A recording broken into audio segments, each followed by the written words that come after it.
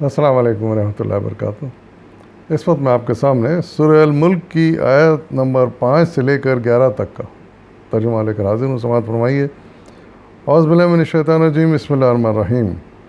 ہم نے تمہارے قریب کے آسمان کو عظیم الشان چراغوں سے آراستہ کیا ہے اور انہیں شیاطین کو مار بھگانے کا ذریعہ بنا دیا ہے۔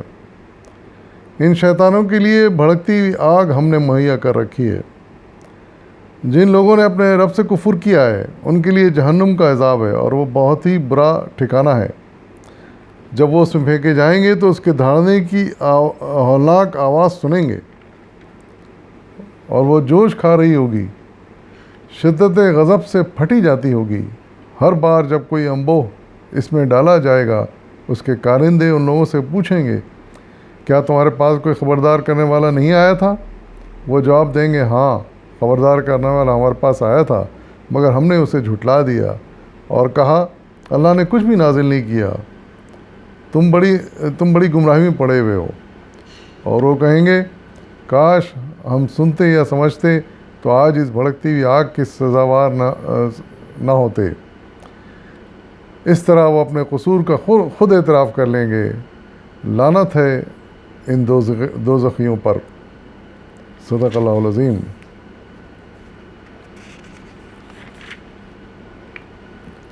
ان آیات میں سب سے پہلے تو اللہ تعالیٰ نے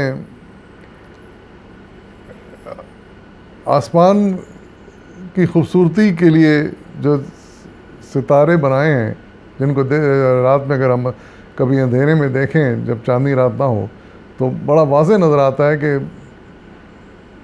ہر طرف آسمان میں ستارے چمک رہے ہیں۔ کچھ ستارے زیادہ روشن ہیں، کوئی کم روشن ہے، لیکن ستاروں سے آسمان بھرا ہوتا ہے۔ ایک بڑا خوبصورت منظر ہوتا ہے، خاص طور سے اندھیری رات میں جب ہم اگر کھلی جگہ پر لیٹ کر یہ نظارہ دیکھیں آسمان کا تو بڑا ہی لطف آتا ہے اور بہت خوبصورت اللہ تعالیٰ نے بنایا ہے۔ اسی کا ذکر اللہ تعالیٰ نے کیا ہے کہ ہم نے چراغوں سے آراستہ کیا ہے تمہارے آسمان کو۔ ہمارے آسمان سے مراد یہ ہے کہ ہمارے قریب کے آسمان سے کہ جو ہمیں نظر آتا ہے آنکھوں سے۔ پھر ارشاد فرمایا کہ شیاطین، یہ جو ستارے ہیں، ان کو شیاطین کے مار بھگانے کا ذریعہ بھی بنایا ہے۔ یعنی زمین سے جو شیاطین، جیسا کہ بعض احادیث سے بھی ملتا ہے، قرآن کی بعض آیت سے ثبوت ملتا ہے کہ شیاطین آسمان کی طرف جاتے ہیں اور کوشش کرتے ہیں کہ آسمانوں میں کیا ہو رہا ہے کچھ خبر لے کر آئیں، کیا فیصلے ہو رہے ہیں، آنے والا وقت کیا کرنے والا ہے اور کیا ہونے والا ہے۔ ان چیزوں کی خبر لینے کے لیے شیطان کوشش کرتے ہیں کہ زمین کی فضا سے نکل کے آسمان کی طرف جائیں۔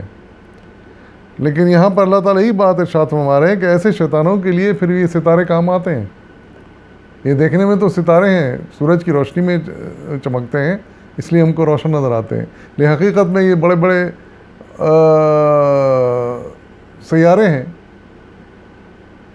بڑے بڑے پتھر کے ٹکڑے ہیں، بڑے بڑے گولے ہیں پتھر کے جو کہ گھوم رہے ہیں اپنے مدار میں۔ تو اللہ تعالیٰ پھر انہی سے کام لیتا ہے۔ اگر کوئی شیطان زمین سے آسمان کی طرف جاتا ہے، اللہ تعالیٰ انہی کو پھینکتا ہے، پھر انہی کے اوپر پھینکتا ہے، شیطانوں پر۔ اور بعض اوقات وہ ہم کو نظر بھی آ جاتے ہیں وہ پتھر گرتے ہوئے، اور وہ جیسے ہی وہ پتھر پھر زمین کی فضا میں داخل ہوتے ہیں تو اس فضا کی وجہ سے وہ گرم ہو جاتے ہیں اور ان میں آگ لگ جاتی ہے۔ تو یہی بات کہا جا رہا ہے کہ ان کو مار بھگانے کا ذریعہ بنایا گیا ہے۔ تو یہ پتھر اس کام بھی آتے ہیں، یعنی ڈیکوریشن تو ان سے ہوتا ہی ہوتا ہے آسمان کا، لیکن ساتھ ساتھ اس کام میں بھی لائے جاتے ہیں۔ اور پھر آخر کار ان شیطانوں کو بھڑکتی ہوئی آگ میں تو ان کو جانا ہی ہے، کیونکہ اس طرح کی حرکتیں کرتے ہیں جو کہ اللہ تعالیٰ کو بالکل پسند نہیں ہیں۔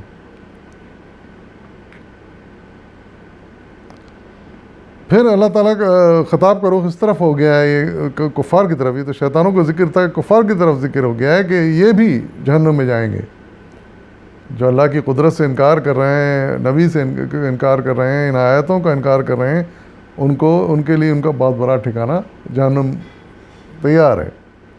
جس طرح ایسے شیطان جہنم میں جائیں گے، اسی طریقے سے ایسے انسان بھی جہنم میں جائیں گے جو کہ کفر کر رہے ہیں. اور پھر اس تھوڑا سا حال اس جہنم کا بھی بتایا جا رہا ہے کہ یعنی وہ جب ان کو ڈالنے کے لیے لے جایا جائے گا، ان کافروں کو، ان شیاطین کو جہنم میں، تو دور سے وہ آواز سنیں گے اس کے دھاڑنے کی، یعنی اس کے ہولناکی کی آوازیں، شولوں کی آوازیں، پھنکاریں وہ دور سے سنیں گے، جبکہ فرشتے ان کو پکڑ کے اس طرف لے جائیں گے.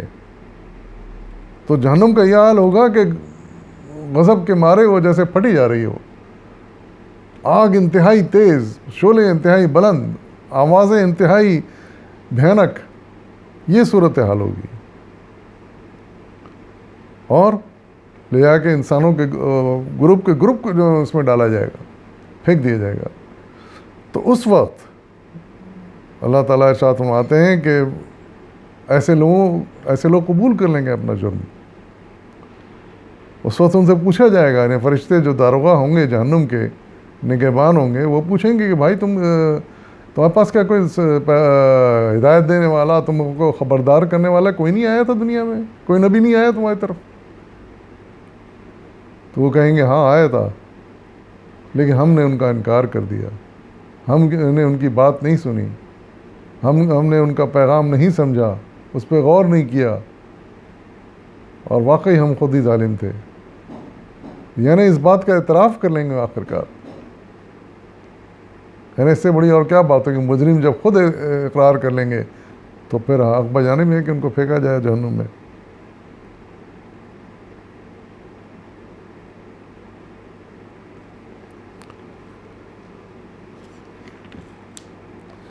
اس وقت یعنی ان کو پچھتاوا ہوگا، چاہے شیاطین ہو چاہے انسان ہو، کہ کاش ہم سنتے، کاش اس وقت سمجھتے، کاش ہم جو ہے نا اچھی راہ پہ چلتے، کاش ہم ان گناہوں سے بچ جاتے، جرائم نہ کرتے ایسے، تو آج ہمارے یہ حشر نہیں ہوتا، ہمارا یہ انجام نہیں ہوتا. آخر میں اللہ تعالیٰ نے پھر لعنت بھیجی ہے کہ لعنت ہے ان دوزخیوں پر. ظاہر ہے لعنت ہی بھیجی آ سکتی ہے کہ جن کے سدھارنے کے لیے اللہ تعالیٰ نے نبیوں کو بھیجا، وہ نبیوں نے اپنی پوری زندگیاں لگا دیں، ہوش میں آنے کے بعد سے اپنے انتقال تک انہوں نے پوری کوشش کی کہ یہ سدھر جائیں، نیک راہ پر چلنے لگیں، اپنے جرائم کو چھوڑ دیں، ظلم ذاتی چھوڑ دیں، مگر کوئی توجہ نہیں دی انہوں نے، کوئی سبق حاصل نہیں کیا. ان پر عذاب بھی بھیجے گئے طرح کی دنیا میں تاکہ وہ سمجھ جائیں ان کو دیکھ کر، مگر پھر بھی ان کو ہوش نہیں آیا. تو واقعی پھر ان کا انجام یہ ہونا تھا اور ہوگا. وآخر دعوانا والحمد للہ رب العالمین.